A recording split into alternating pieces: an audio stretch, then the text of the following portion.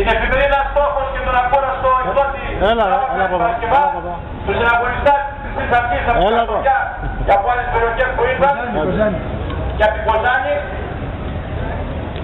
Εμείς σήμερα θα θέλαμε να πούμε κάτι διαφορετικό και θα ασχοληθούμε με την προκλητικότητα των σκοπίων, το θράσος αυτό, σχετικά με το άγαλμα που ετοιμάζουν στις 8 Σεπτεμβρίου, θα έχουν ετοιμάσει ήδη.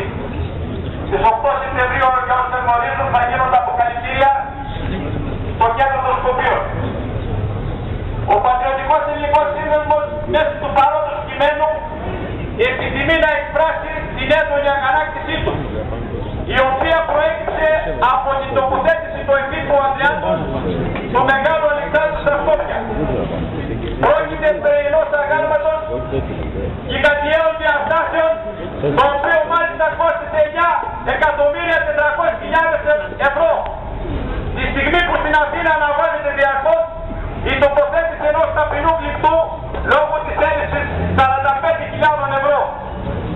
Αυτό βέβαια δεν εμποδίζει τον Δήμο Αθηναίων, αυτόν εδώ τον Καμπύλη, πώς το λένε, να συνδιοργανώνει παρελάσεις γυναίκων και λεσβιών. Το ερώτημα που ευλόγως γεννάται είναι το εξής.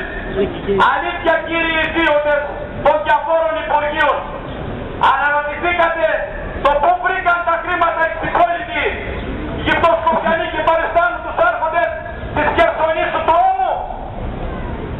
Μήπως πίσω από όλα αυτά βρίσκεται αυτός ο Γαμψομίτης, σιωνιστής που ακούει στο όνομα Τζον Σόρος? Ερωτήματα που φυσικά δεν περιμένουμε να απαντηθούν. Ξέρουμε πολύ καλά με ποιους έχουμε να κάνουμε και θα το διαπιστώσουν με τηλεοπτικές διαδικασίες όταν οι κυρίοι το θελήσουν. Αρκεί να είμαστε ενωμένοι. Δυστυχώς το προδοτικό και κατοικόμενο ελληνικό κράτος δεν